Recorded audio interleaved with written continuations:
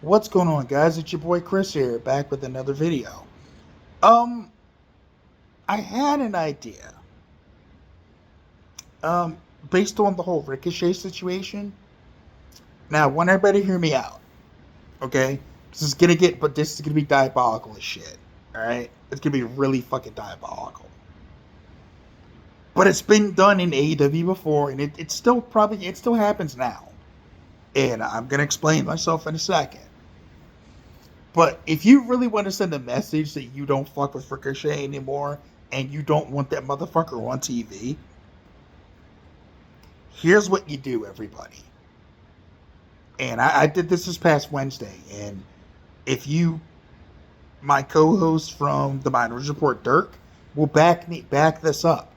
The second he came on TV on the air, I turned off Dynamite.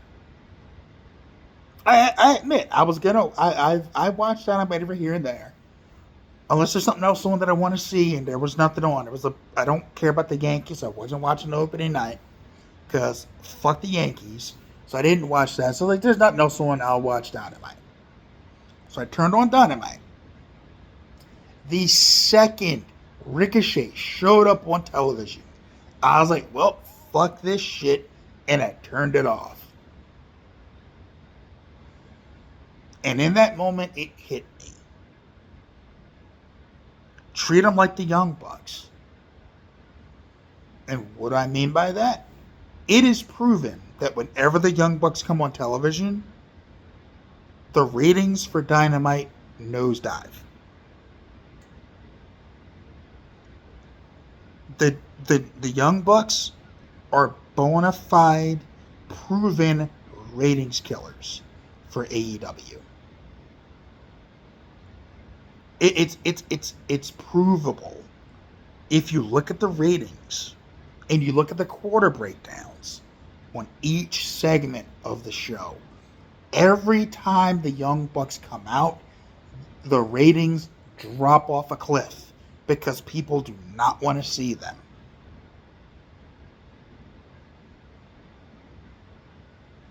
If you do the same thing to Ricochet, it will send a message, not necessarily to AEW because they don't take anything seriously. They're not a serious promotion. But it'll send a message to WBD.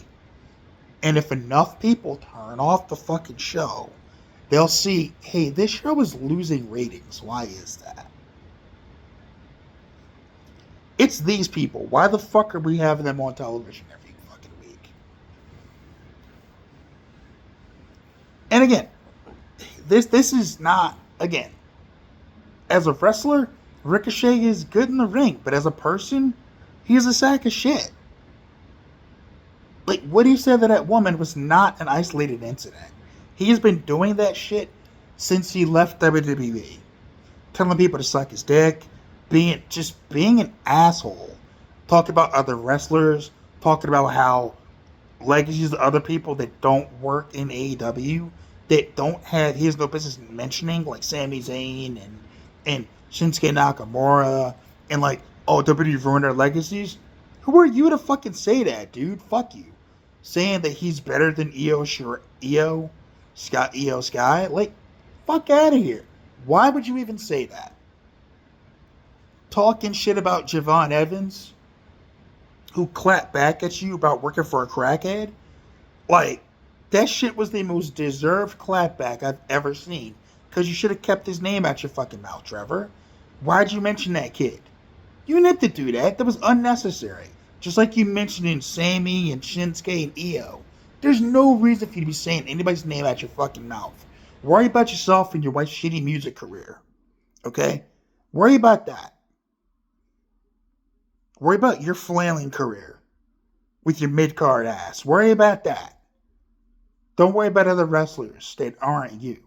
Worry about you. Heal thyself. You know, you could be better than the person you're being. And the fact that you are a failed... And again, you left to go to AEW to be a main event guy. And when you got there, you realized that there are younger guys that do the same shit you do. So you're not special there. And you've been crashing out over it. And it's obvious that that's why you've been acting the way you've been acting. It's got nothing to do with people coming after you. I mean, if someone is really disrespectful or rude, you would just block them. But you don't. You gotta clap back because your image is all you have. Well, your image is fucking shot, bro. It's shot. Your image is more shot than Meltzer's is shot. Your image is more shot than Sap. Oh, wait, Sap never had one to begin with.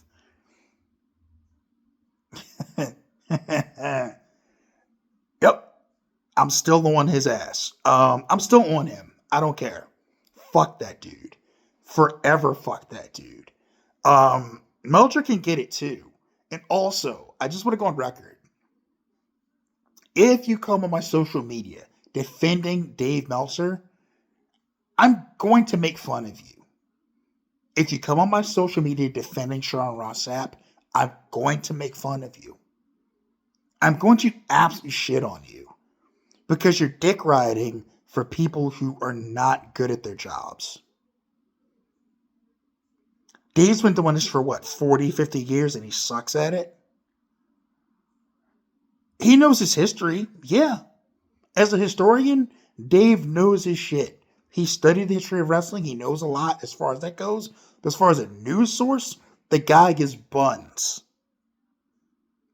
He's cheeks, okay? Sean Ross Sapp. Same thing. Buns.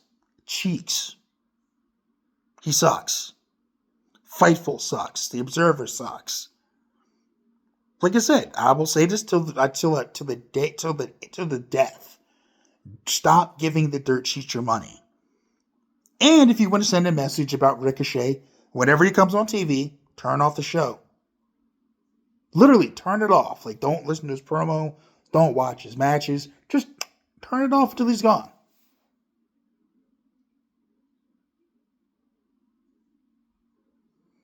It's the best way to send a message to everyone involved in that company that you don't rock with him. Like, what he did honestly should have gotten him fired. And the reason I say that is, apparently he has admitted in an interview that they've talked with him about his social media interactions and how it's not a good look. And then he did that shit 2 weeks ago. That should be your fucking job. Like, in my line of work or any line of work, if you get talked to about what you're saying online and then you go out and do some shit or say some shit, you can be fired for that. Most companies have a social media policy now in this day and age. You kind of have to where you won't say something disrespectful or rude to a person or if you're like a high level person, don't punch down at people. And that's the other thing with it. And this is a problem with like comedy as well. When you punch, comedy is meant to punch up. When you punch down, it stops being funny. What Ricochet did was punch down. And he punched down over something that wasn't even necessary to punch down to that degree at. To say that to this woman, all she said again, and it's the only interaction she had with them, was your acting has not improved. That warranted what he said when he's heard worse. You have the same smoke for the people that issued all those death threats to you and your wife. But you got the smoke for some lady, an elderly woman. You're a bitch. That's bitch shit.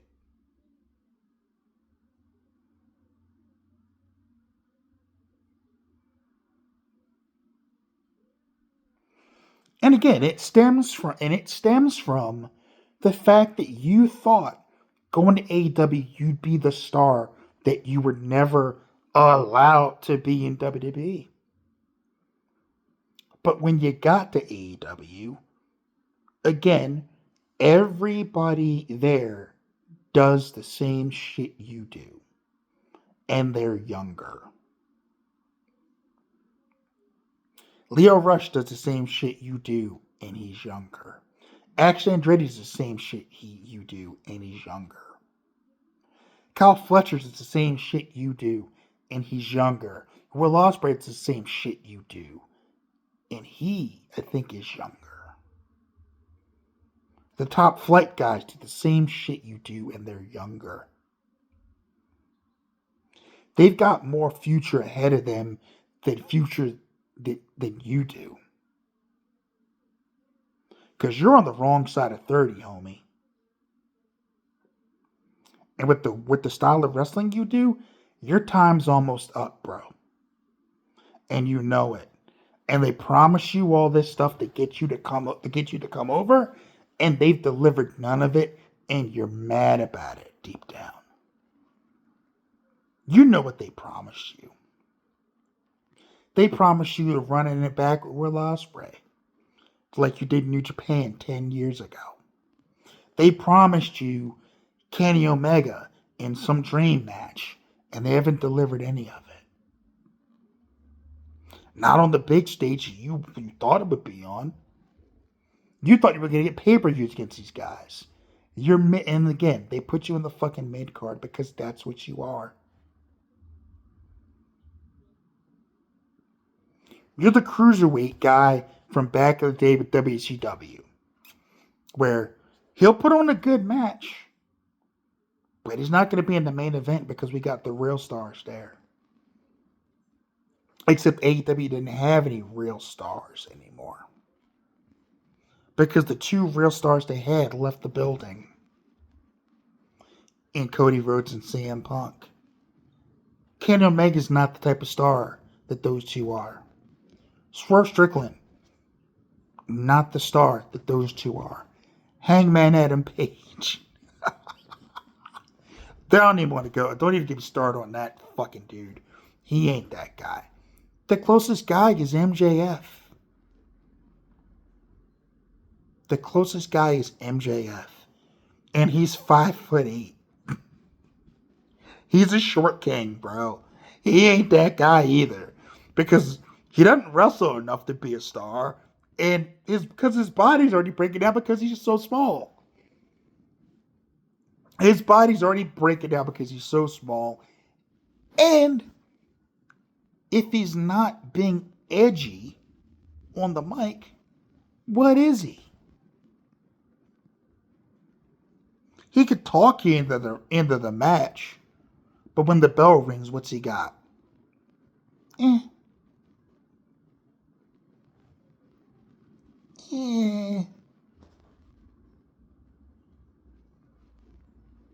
So who does AEW really have that's a star? Who's the homegrown guy that's going to be the future of that company? There isn't one. And it's certainly not you, Ricochet. And it never was going to be you. And you can't stand it deep down. And that's what the truth is.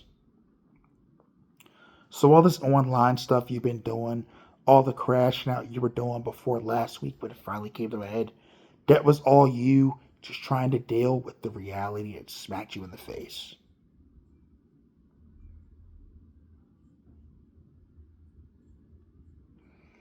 But yeah, the idea is if you want to send a message about how much you don't fuck with him anymore, when he comes on, when his music hits, when you see him in a backstage vignette or promo, just turn it off.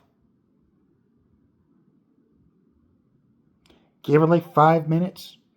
Check back in, see if he's still wrestling or whatever he is. Turn it back off till he's gone.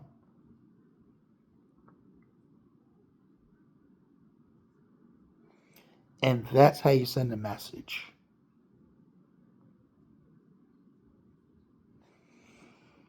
Like I said, it's just something that came into my head and I want to talk about it. In other news, the O's are 2-1. Took 2 out of 3 from the Twins. And this game they battled back, but I'll get more into that on Wednesday on Bucks and O's, where we will have a guest.